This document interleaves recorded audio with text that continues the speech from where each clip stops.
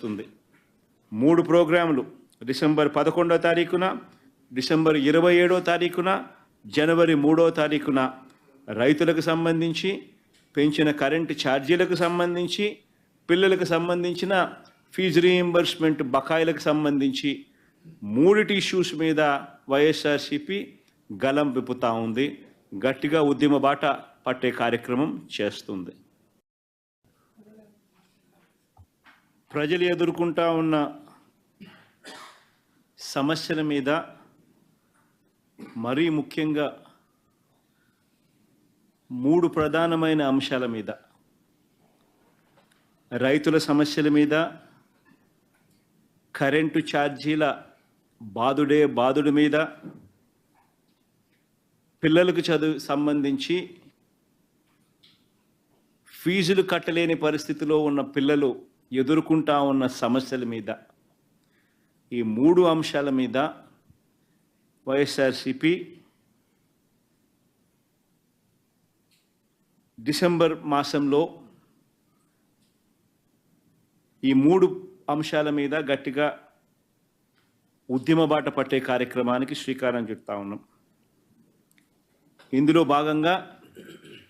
December 11వ తారీఖున రాష్ట్ర వ్యాప్తంగా ఉన్న అన్ని కలెక్టర్ల అన్ని జిల్లాల్లోనూ రైతుల తరపున వైఎస్ఆర్సీపీ రైతులకు సంబంధించిన ప్రధానమైన అంశాలు, ధాన్యం సేకరణలో రైతన్నలకు జరుగుతూ ఉన్న అన్యాయాన్ని ప్రశ్నిస్తూ, ధాన్యం సేకరణలో కనీస పెట్టుబడి ధర ఖచ్చితంగా ప్రభుత్వం వైపు నుంచి వచ్చేట్టుగా ఒత్తిడి తీసుకొచ్చే దాంట్లో భాగంగా కనీస మద్దతు ధర రైతులకు ఖచ్చితంగా వచ్చేట్టుగా చేస్తూ, రైతులకు సంబంధించిన ఆ ప్రస్తావనతో పాటు పెట్టుబడి సహాయం కింద 20,000 రూపాయలు ఏదైతే రైతులకు ఇస్తామని చెప్పారో ఆ 20,000 రూపాయలకు సంబంధించి పెట్టుబడి సహాయం రాష్ట్ర ప్రభుత్వం, చంద్రబాబు నాయుడు గారి ప్రభుత్వం ఇవ్వని పరిస్థితుల నేపథ్యంలో దానిని కూడా గట్టిగా డిమాండ్ చేస్తూ, ఈ రెండే కాకుండా ఉచిత పంటల బీమా ఏదైతే రైతులకు ఇంతవరకు అందుతా ఉన్న పరిస్థితి ఏదైతే ఉందో రద్దు చేసిన నేపథ్యంలో ఉచిత పంటల బీమా మళ్ళీ ఖచ్చితంగా రైతులకు మళ్ళీ వర్తింప చేయాలి అనే డిమాండ్తో, ప్రధానంగా ఈ 3 డిమాండ్లతో డిసెంబర్ 11వ తారీఖున ప్రతి జిల్లాలోనూ వైఎస్ఆర్సీపీ అక్కడి జిల్లా కలెక్టర్లను కార్యాలయాలకు సంబంధించి కలెక్టర్లకు రిప్రజెంటేషన్ ఇచ్చే కార్యక్రమానికి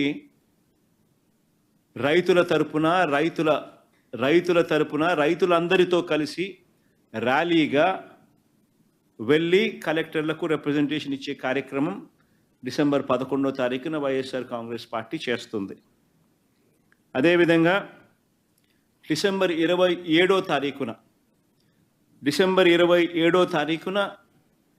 రాష్ట్ర ప్రభుత్వం, చంద్రబాబు నాయుడు గారి ప్రభుత్వం ఏదైతే కరెంటు ఛార్జీల బాదుడు కార్యక్రమం ఏదైతే చేసిందో, ఎన్నికలప్పుడు తాను కరెంటు ఛార్జీలు తగ్గిస్తాను అని చెప్పి ప్రజలను మోసం చేస్తూ ఆయన చేసిన అనేక మోసాలలో సూపర్ 6లు, సూపర్ 7లు ఎలాగో గాలికి ఎగిరిపోయాయి. ఆ కార్యక్రమం అనేది గాలికి ఎగిరిపోయి ఈ బాదుడు కార్యక్రమం చంద్రబాబు నాయుడు గారు తీసుకొచ్చిన ఈ నేపథ్యంలో కరెంటు ఛార్జీలు తగ్గకపోగా కరెంటు ఛార్జీలు బాదుడు పేరుతో పెంచిన నేపథ్యంలో ప్రజల తరపున పెంచిన ఈ కరెంటు ఛార్జీలను తగ్గించమని చెప్పి, పెంచబోయే ఈ కరెంటు ఛార్జీలను జనవరి మాసంలో ఇంకా ఫర్దర్గా పెంచబోయే ఈ కరెంటు ఛార్జీలను ఇంకా ఫర్దర్గా తగ్గించమని చెబుతూ ఇప్పటికే 6,000 కోట్ల రూపాయలకు సంబంధించిన బాదుడు ఆల్రెడీ కరెంటు బిల్స్లో ఇప్పటికే రిఫ్లెక్ట్ అవుతూ ఉంది. మరో 9,000 కోట్ల రూపాయలకు సంబంధించిన బాదుడు ఈ నెల కరెంటు బిల్స్లో, అంటే రేపు నెల వచ్చే కరెంటు బిల్స్లో అది కూడా రిఫ్లెక్ట్ కాబోతా ఉంది. సో 15,000 కోట్ల రూపాయలు ఏదైతే చంద్రబాబు నాయుడు కరెంటు బిల్లులు ఏదైతే పెంచే కార్యక్రమం చేశాడో ఆ పెంచిన కరెంటు ఛార్జీలను వెనక్కి తీసుకోమని చెప్పి గట్టిగా డిమాండ్ చేస్తూ డిసెంబర్ 27వ తారీఖున ప్రతి జిల్లా హెడ్ క్వార్టర్స్లోనూ ఎలక్ట్రిసిటీ ఎస్సీ ఆఫీసులకు ఒకవేళ ఎస్సీ ఆఫీసులు లేని చోట్ల సిఎండి ఎస్సీ ఆఫీసులతో పాటు సిఎండి ఆఫీసులు ఉన్న కార్పొరేషన్స్ పరిధిలో ఏదైతే ఉంటాయో అక్కడ సిఎండి కార్యాలయాలు, ఇక్కడ వైఎస్ఆర్సిపి ప్రజల తరపున ప్రజలతో పాటు కలిసి భారీ ర్యాలీగా వెళ్ళి ప్రతి జిల్లాలోనూ వైఎస్ఆర్ కాంగ్రెస్ పార్టీ ప్రజల తరపున చంద్రబాబు నాయుడు గారి ప్రభుత్వాన్ని గట్టిగా డిమాండ్ చేస్తూ పెంచిన కరెంటు ఛార్జీలు ఉపసంహరించుకునేట్టుగా ఒత్తిడి తీసుకొచ్చే కార్యక్రమానికి డిసెంబర్ 27వ తారీఖున చేయబోతా ఉన్నాం. అదే మాదిరిగా జనవరి 3వ తారీఖున కలెక్టర్ల కార్యాలయాలను మళ్ళీ ఫీజు రీయింబర్స్మెంట్ విషయంగా పిల్లలకు సహాయం అందించాల్సిన పూర్తి ఫీజు రీయింబర్స్మెంటు,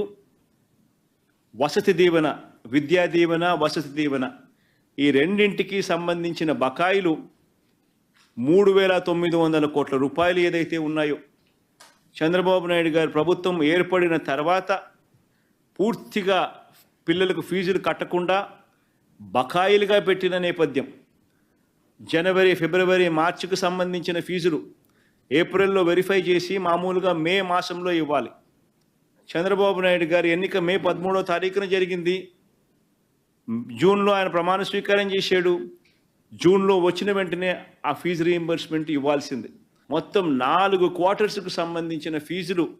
మామూలుగా వైఎస్ఆర్సీపీ ప్రభుత్వంలో ప్రతి క్వార్టర్ అయిపోయిన వెంటనే, ప్రతి 3 నెలలు అయిపోయిన వెంటనే 4వ నెలలో వెరిఫికేషన్ చేసి 5వ నెలలో ఫీజులు ఇచ్చే పరిస్థితి నుంచి ఏకంగా సంవత్సరం అయిపోయినా కూడా 4 క్వార్టర్స్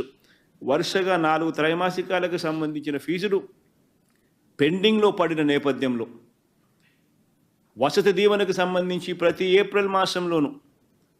క్రమం తప్పకుండా వసతి దీవెన కింద పిల్లలకు తోడుగా ఉంటూ మరో 1,100 కోట్ల రూపాయలు వైఎస్ఆర్సీపీ ప్రభుత్వం క్రమం తప్పకుండా ఇస్తా ఉన్న నేపథ్యంలో అది ఇవ్వని చంద్రబాబు నాయుడు గారి ప్రభుత్వాన్ని గట్టిగా నిలదీస్తూ విద్యా దీవెన, వసతి దీవెనకు సంబంధించి విద్యా దీవెన కింద 2,800 కోట్ల బకాయిలు, వసతి దీవెన కింద 1,100 కోట్ల రూపాయలు, మొత్తం 3,900 కోట్ల రూపాయలు చంద్రబాబు నాయుడు గారిని గట్టిగా డిమాండ్ చేస్తూ చదువుకుంటా ఉన్న పిల్లలకు తోడుగా ఉండే కార్యక్రమంలో భాగంగా పిల్లలతో కలిసి వైఎస్ఆర్సీపీ జనవరి 3వ తారీఖున కలెక్టర్ల కార్యాలయాలకు వెళ్ళి రిప్రజెంటేషన్ ఇచ్చి డిమాండ్ చేసే కార్యక్రమం జనవరి 3వ తారీఖున చేస్తుంది.